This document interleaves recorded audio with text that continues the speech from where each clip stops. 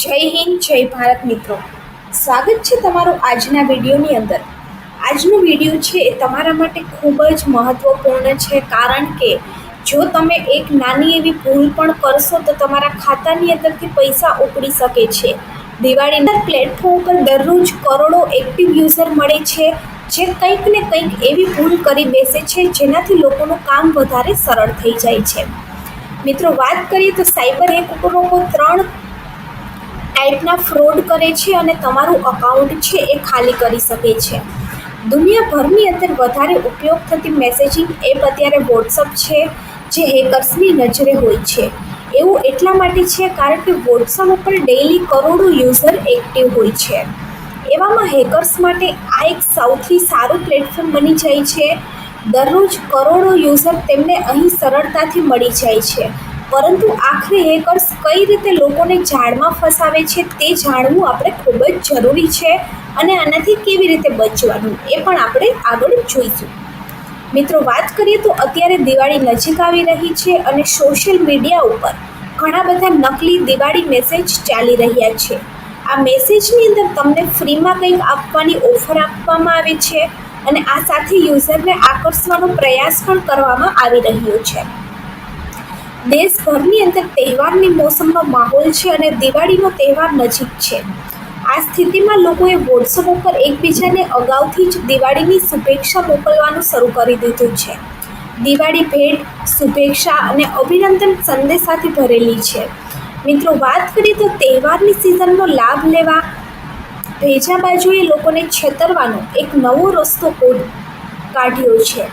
Diwali offer અને message દ્વારા તમારા બેંક એકાઉન્ટમાં ઘૂસવાની તૈયારી કરી રહ્યા છે, અને ભારત સરકારની સાયબર સિક્યુરિટી ટીમે પણ ચેતવણી આપી છે કે છેતરપિંડી કરનારાઓ દિવાળીની શુભેચ્છા મોકલી અને લોકોને વ્યક્તિગત અને બેન્કિંગ માહિતી ચોરી કરી રહ્યા છે. તેથી ગ્રાહકોએ સાવચેત રહેવાની જરૂર છે. દિવાળીની અંદર છેતરપિંડીથી બચવા માટે તમારે શું ધ્યાન રાખવાનું? તો ક્યારેય તમારે કોઈ પણ અજાણી લિંક ઉપર ક્લિક ન કરવું જોઈએ. ઠગ ટોળકી ઝાડ બિછાવી અને લોકોને છેતરતા હોય છે. દિવાળીની ભેટ અથવા કેશબેકની ઓફર આપતી જે પણ લિંક હોય એને ભૂલથી પણ તમારે ક્લિક ન કરવી જોઈએ, કારણ કે આ ફેક હોય છે અને તેના ઉપર ક્લિક કરતાની સાથે જ તમારું બેંક એકાઉન્ટ ખાલી થઈ શકે છે. આ ઉપરાંત વોટ્સઅપ સિવાય તમને નકલી ઈમેલ્સ પણ કરવામાં આવે છે. તહેવાર દરમિયાન સ્કેમર્સ લોકોને છેતરવા માટે નકલી ઈમેલ મોકલે છે. આ ઈમેલ તેમને દિવાળીના નામે કેશબેક જેવી ઘણી આકર્ષક ઓફર અને લિંક પણ આપે છે.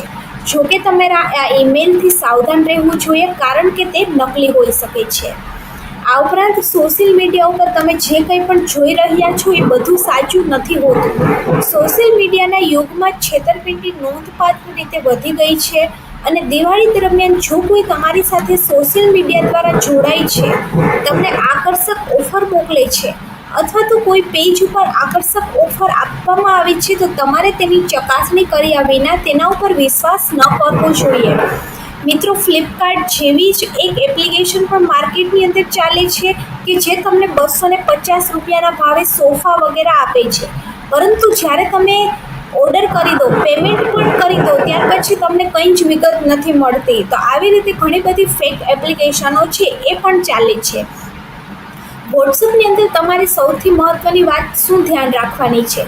વોટ્સઅપની અંદર તમને કોઈ પણ મેસેજ આવે અને એ જો ફાઇલ .apk વાળી હોય તો તમારે એ ફાઇલ ક્યારેય ન ખોલવી જોઈએ, કારણ કે નવરાત્રિ ઉપર પણ ગુજરાતની અંદર એક મોટો સ્કેમ છે એ ચાલ્યો હતો. સાયબર ઠગાઓ જે છે એ લોકોને .apk ફાઇલ આરટીઓ ચલણ અથવા તો શુભેચ્છાના બાને મોકલતા હતા. હવે જેવું તમે એ એપીકે ફાઇલની ઉપર ક્લિક કરો એવું તમારા બેંકની બધી જ વિગતો એમની પાસે જતી રહે. આ ઉપરાંત તમારું બેંક એકાઉન્ટ છે એ તરત જ ખાલી થઈ જાય છે. આ ઉપરાંત .apk ફાઇલ તમે જેવી ખોલો એવું તમારા વોટ્સઅપની અંદર જેટલા પણ નંબર સેવ હશે તમારા મોબાઈલ નંબરની અંદર, એ બધાને આપોઆપ ઓટોમેટિક આ એપીકે ફાઇલ છે એ ફોરવર્ડ થવા લાગશે. માની લો કે તમારે 100 નંબર છે તો 100 નંબરની અંદર આ એપીકે ફાઇલ જતી રહેશે, એટલે સામેવાળાને એવું લાગશે કે તમે મેસેજ કર્યો છે, પરંતુ તમે મેસેજ નહીં કર્યો હોય, તમે એપીકે ફાઇલ ખોલી એટલે ડાયરેક્ટ એપીકે ફાઇલ બીજા લોકોને જતી રહી હશે અને સામેવાળો એમ સમજશે કે તમે મેસેજ કર્યો છે. જ્યારે એ એપીકે ફાઇલ ખોલશે ત્યારે એના બેંક અકાઉન્ટ પણ ખાલી થઈ જશે અને એના મોબાઈલમાં જેટલા નંબર હશે એ બધાને ફાઇલ જતી રહેશે.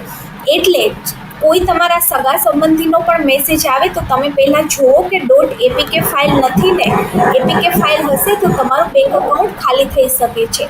તમારા સગા સંબંધીએ પણ તમને જાણી જોઈને આ મેસેજ નથી કર્યો, ભૂલથી એમને આ ફાઇલ ખોલી છે એટલે આ ફાઇલ ઓટોમેટિક એમના નંબર જેટલા સેવ હશે એ બધાને જતી રહી છે. તો આવી રીતે સાયબર ઠગિયાઓ ફ્રોડ કરી રહ્યા છે અને થોડા સમય પહેલાં જ સમાચારની અંદર પણ સાંભળવા મળ્યું હતું કે આરટીઓ ચલણના બહાને લોકોના અકાઉન્ટમાંથી 34-35 લાખ રૂપિયા પણ ઉપડી ગયા હતા. સાયબર ક્રાઇમની અંદર ફરિયાદ કરી ત્યારબાદ પણ 4 થી 5 લાખ જ પાછા મળ્યા અને આ પૈસા કઈ જગ્યાએ ગયા એની કંઈ જ જાણ નહોતી. આ ઉપરાંત છેતરપિંડીથી બચવા શું સાવધાન રાખવાની? તો કે અજાણી લિંક કે એપીકે ફાઇલ ઉપર ક્યારેય ક્લિક નહીં કરવાનું. વોટ્સઅપ કે અન્ય માધ્યમ પર અજાણ્યા નંબર પર આવતી કોઈ પણ શંકાસ્પદ લિંક ઉપર ક્લિક ન કરો. વેડિંગ કાર્ડ કે અન્ય આમંત્રણના નામે આવતી લિંકથી પણ સાવધાન.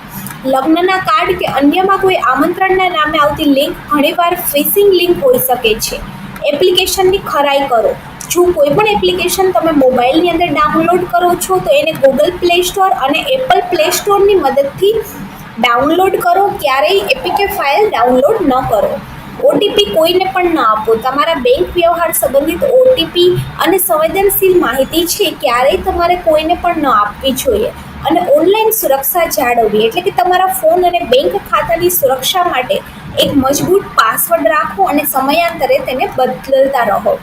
અત્યારે સૌથી મોટો જે સ્કેમ ચાલી રહ્યો છે એ છે એપીકે ફાઇલનો.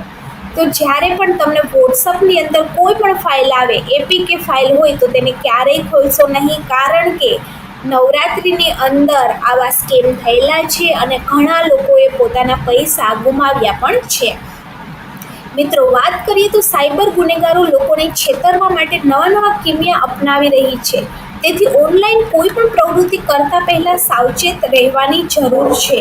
જો તમારી સાથે આવી કોઈ પણ છેતરપિંડી થાય તો તાત્કાલિક સાયબર ક્રાઇમ હેલ્પલાઇન કે 1930 નંબર છે એના ઉપર અથવા તો નજીકના પોલીસ સ્ટેશનની અંદર તમારે તરત જ જાણ કરી દેવી જોઈએ. જો વિડીયો સારો લાગે તો વિડીયોને લાઈક કરી દેજો અને આપણી ચેનલ ગવર્મેન્ટ સાથીને સબસ્ક્રાઈબ જરૂરથી કરી દેજો.